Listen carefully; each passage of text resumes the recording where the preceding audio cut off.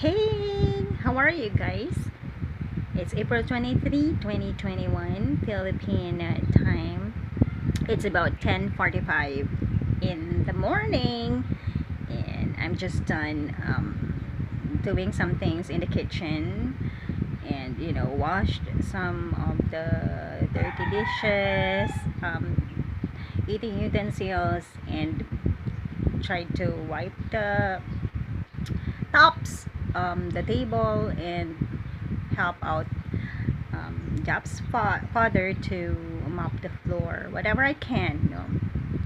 And yesterday I wasn't able to do those things because I suffered some stomach ache and I had actually some loose bowel movement, but now it's okay now. I just went to the CR. Ganun naman talaga, guys.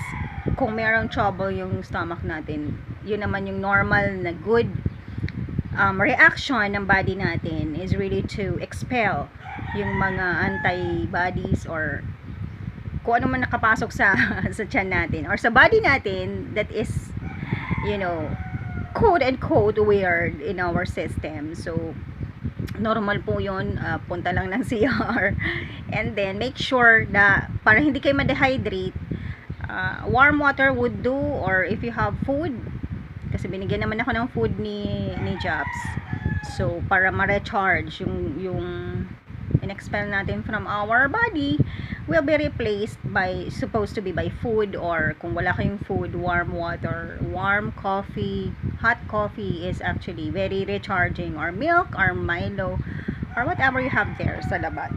So today is better, and ayan po, ang dami na naman nating findings.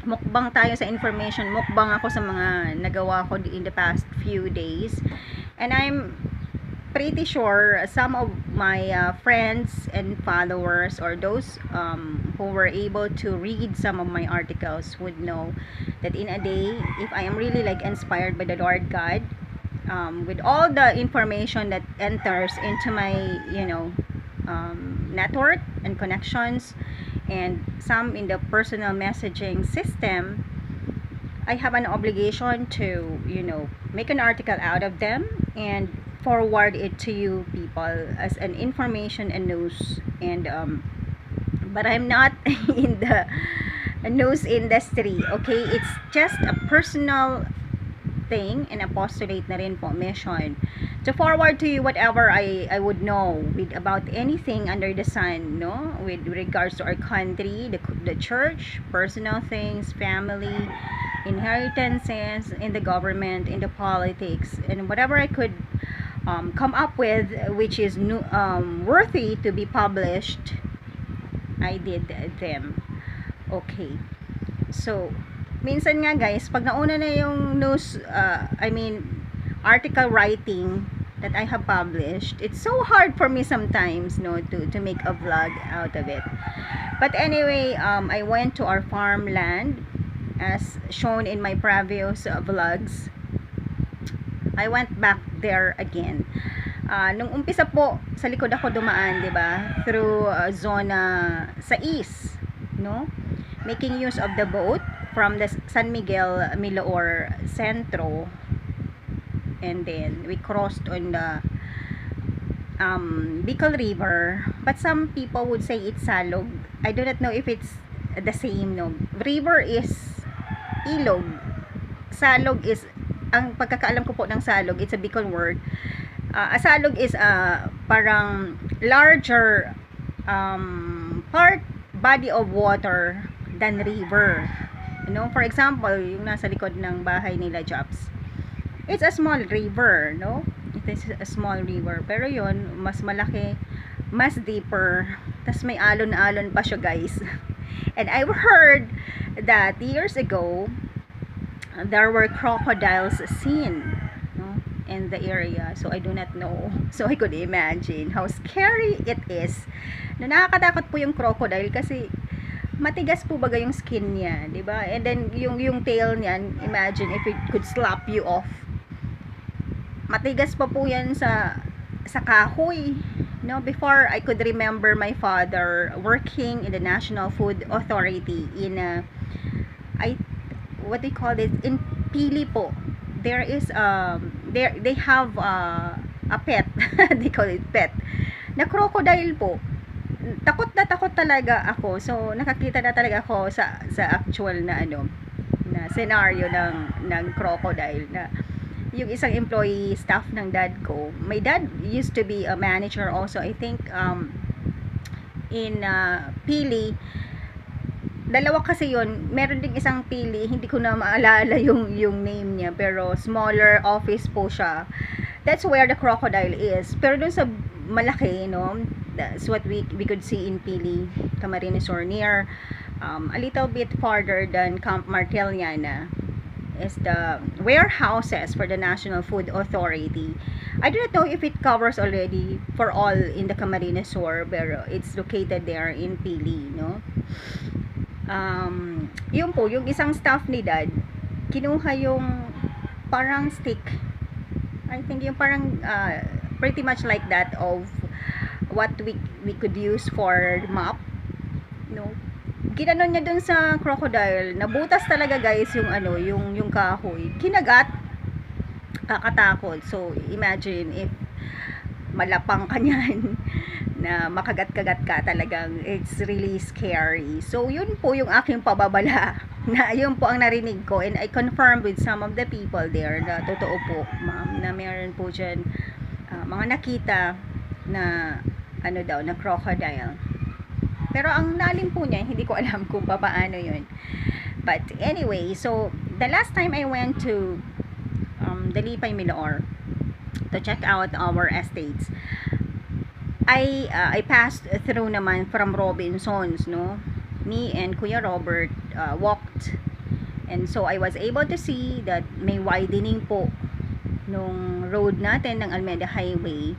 So may mga natapyas na naman sa properties namin, and there are new establishment like the Sea Oil, medyo iba po yung feeling ko as an Alfeb founder, executive director, and part heir of the estates there. Medyo iba po yung feeling ko. Ganun po yan guys, ha. If you are really like connected to the Lord God, and if you are really owners, you have the knack, Yun ang sinasabi namin noon sa management school, that if you are really a good leader, you have a hindsight, foresight, even without you yet knowing fully and clarifying the truth of the matters. Sometimes you already have that one. It's really a special ability. So yun ang feeling ko po, and na-confirm ko po sa iba na yung Robinsons po I might still be part of our estate, And then I heard na si Robredo po and Mendoza ang nag-transact niyan. And when people are trying to clarify, kasi if things are done legally, in the proper way, in the proper order, hindi po tayo pwedeng sumagot na, ay, huwag ka makialam dyan, merong ganito, ganyan. If it's a public thing, all you need to do is that the owner is this one, they have a title, and binili po siya ni ganito. Pero hindi tayo sasabi na, ay, wala tayong karapatan makialam. It's a very bullshit and foolish statement I could ever hear in this entire world. Kasi kagaya niyan, we are owners. Tapos sasabihin ng iba, even mga lawyers would say, ba't hindi nyo inintindi? Bakit nakatayo na ng ganito ganyan, saka lang kayo nag-a-ask? What if nga ang laki-laki ng ownership, at iba-iba pa kaming members ng clan who owns it, hindi naman namin memorize sa laki nga ng inheritance na yan. What is really just the question to answer is that yours or not? Why do you need to sell it? Why do you need to transact on a property or land if it is not yours? And if you are not sure that it is yours, diba? Kung hindi po klarado, nasa inyo yan. So it's really a crime, I want people to know in this vlog that it is a crime to transact, to sell, to use, even to build a building is another case on an unowned land, Plus, we will be able to check that certain government agencies in the locality has not done their jobs. Because if you are doing your jobs, example in the engineer's office, of any city or municipality, you would really take time to go out, roam around. It's not an office work. Pag engineers po baga, hindi yan entirely office work. Kahit ba sabihin mo na lang, once a week ka mag-ikot, and you would know that there are no structures, and so then you could check people, do you have permits for this one? If not, you may visit our office. But as of now, we need to cease operations, and we need to cease we need to put a stop first temporarily to the construction process. Go to our office and apply properly with a plan, with a design, and with all the requirements. For example, the title of the land, the engineer, the owner, the one who paid for the construction of any structure, for that matter, building man or what, that it has to be conformed to the Philippine Building Code. So, mapapaghalata po natin sa mga ganitong cases. Ang dami pong sangkot, Ang daming sangkot na mga ahensya ng gobyerno na mapapaghalata natin na it's either kasabwat sa illegality or fiascos or may kapabayaan. Diba? Maraming ang natayong mga struktura, hindi natin alam. Example na po natin dyan, yung ABS-CBN. Bakit po ganon? Diba? Also, what? The Naga City Hall Compound. Diba? Ibig sabihin, struktura per struktura, nakatayo without really conforming to the requirements of the building code. Nakakahiya po. Pero we need to accept that fact that they really happen. They really happen. So, it's really quite funny, but at the same time, very accomplishing for me to have been inspired by the Lord God to come up with this, trust and move and push, even by myself, the Association of Landed Families and Entities of the Philippines, not only to address our problems in our land, but it has actually covered vast of cases and issues that really, would tell us that there are really illegalities and irregularities that has been going on for several years already. Kasi tingnan nyo, ABS-CBN, bakit yan na yung mga isang issue na na-find out sa kanila? They've been operating with great building, multi-million, even billions worth of operations and building, for that matter, on an unowned land. Kasi for me, isa rin yun sa accounting and auditing. Every company, especially, big companies like that, billions worth, what is your finance department doing? What is your accounting unit as well as your auditing unit to check on things that accounting unit has been doing through the years? Nakakahiya po, di ba? Na mapapaghalata talaga natin the systems analysis na for the longest time, ang daming elements, ang daming personas, ang daming government agencies and offices that is so obvious who has not done their jobs, or ang question nga, shamefully, do you know your task? Do you know your role? Diba? Hindi po ako nagmamayabang at hindi rin po ako nagmamagaling. Hindi ko naman sinasabi na I am better off than anyone else, pero we need to accept the fact I was inspired by the Lord God to do these things. My dream was just to be a simple nun, contemplative for that matter. I was able to enter a semi-contemplative, wherein half of the time is really silence and prayers, no chismisan, but constant communication with the Lord God in your mind and heart.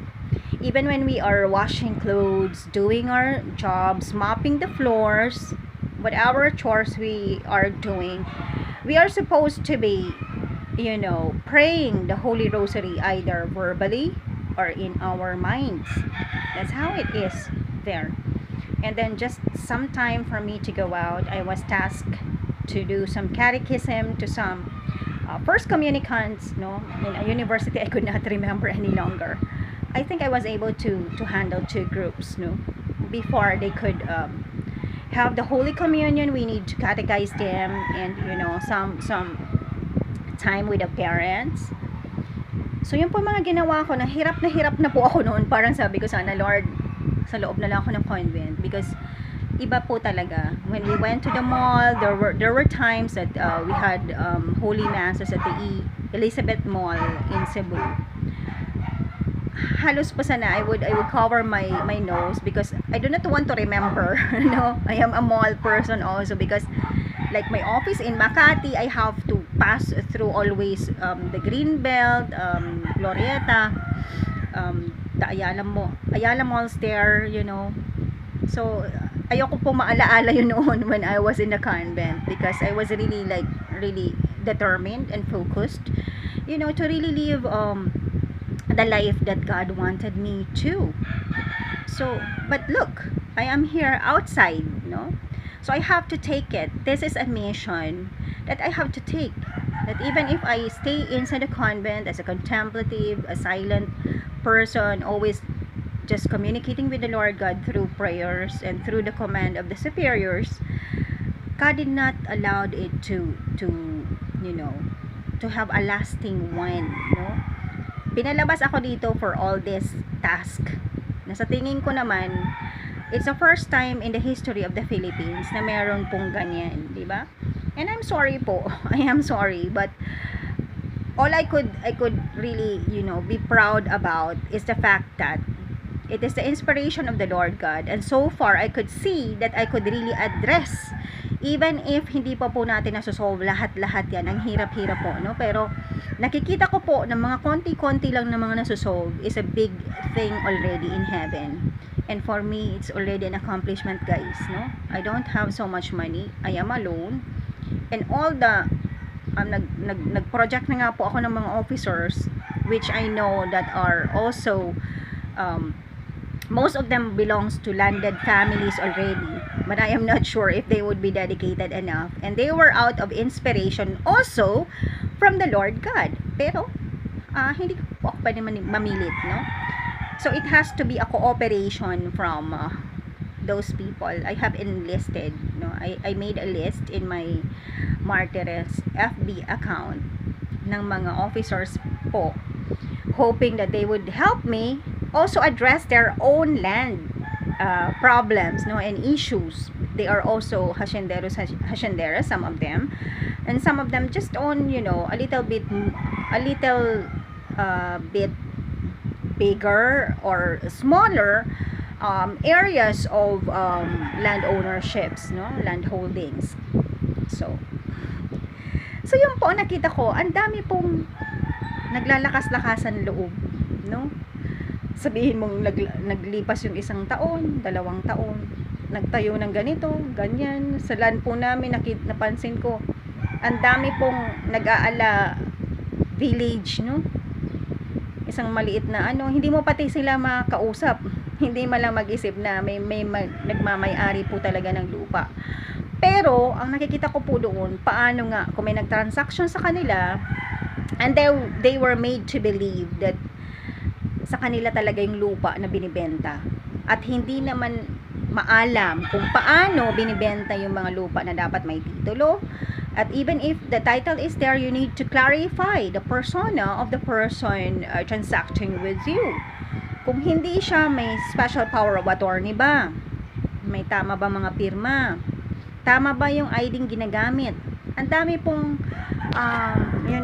loopholes and chances for people to cheat with regards to land sales, no, property sales. So ang dami ko pong nakikita, no, link to link, mga kapabayaan, mga laziness, at the same time scam, no, fraud,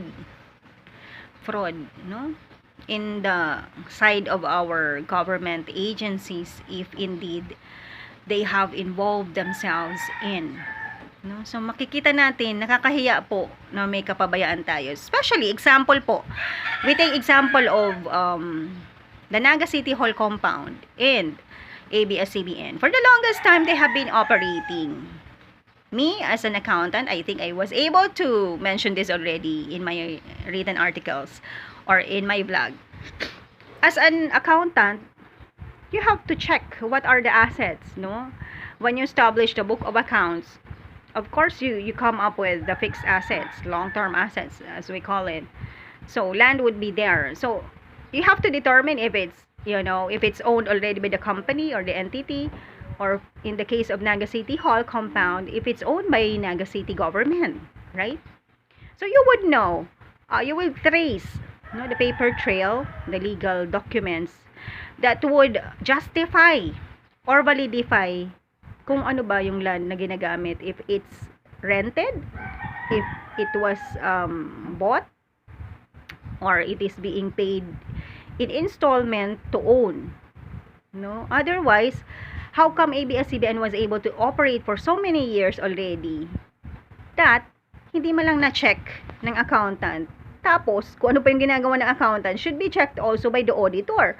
Meron pa tayong tinatawag na third-party auditor.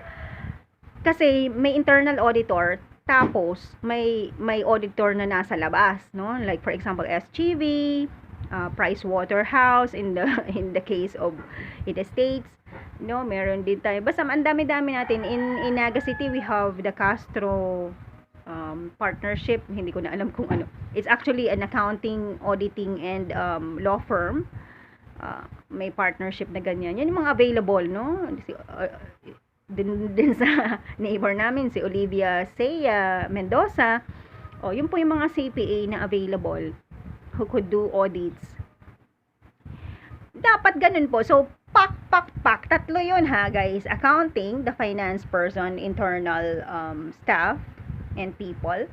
Plus, you have the internal auditor to check on what has been done by the accountant. And then, third-party auditors. So, ibig sabihin, hindi po natin yan nagawa during those times, no? Kaya nga nagkaroon ng kaso, and I believe that they are already done cases, kaya it's okay to discuss, no? Just for example lang, guys, no? Para ma-enlighten yung mga tao. Apparently, hindi pa po, no? Sige pa po yung sulputan ng mga parang kabuting naglalagay ng mga building o struktura sa mga pribadong mga lupa. Kulang pa po, no? Kulang pa. So I am encouraging people who have goodness and uprightness in their hearts to pray with me, no? Kahit ilang taon na rin po ako nagsusulat tungkol sa mga land problems, especially of the private families and entities in the Philippines. Still, in my land po, meron pong mga nagpapabilib sa mga taong itong okay lang yung ginagawa nila, especially because they are not reprimanded too. Their attentions were not yet called, no? And sometimes they have the support of the local government unit barangays, no? Kasi kung hindi rin po, kaya nga sinasabi ko po sa inyo, with all these cases going on, unaddressed, unsolved, it means to say that there is support, no? So ibig sabihin may kapabayaan din po, kasi example, alam mo na itong lupang ito kay Martires o kaya kay Labudit, example kay Castro, de Guzman, de Jesus. So in a barangay, you would know, no, na ito ba ay may permit na naglalagay ng tindahan, kahit maliit lang po.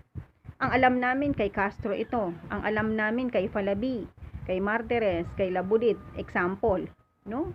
Respectively. So, magkakaroon po tayo ng check. Yung mga tanod po natin mismo, magtatanong, sino po kayo ma'am, sir, kuya, ate, sino po kayo, baguhan kayo dito, saan? Nagtayo po kayo ng building, meron po ba tayong permit? No, na dapat sinesecure po sa city, if we are in a city, or municipality, if we are within a municipality. Di ba? So, sanga-sanga po, no? Link per link po yan ng kapabayaan ng ating mga servants, no? Siervas de barangays, pampublikong mga servants. So, this has been Antonia Oliva Martires. And for this vlog, I need to go for now. This is just a 24 minutes vlog, and see you in my next vlogs. If you have comments, questions, and further inquiries about the topics I'm saying, you may send me a personal message or make a comment below, and you may share and subscribe in this channel. See ya!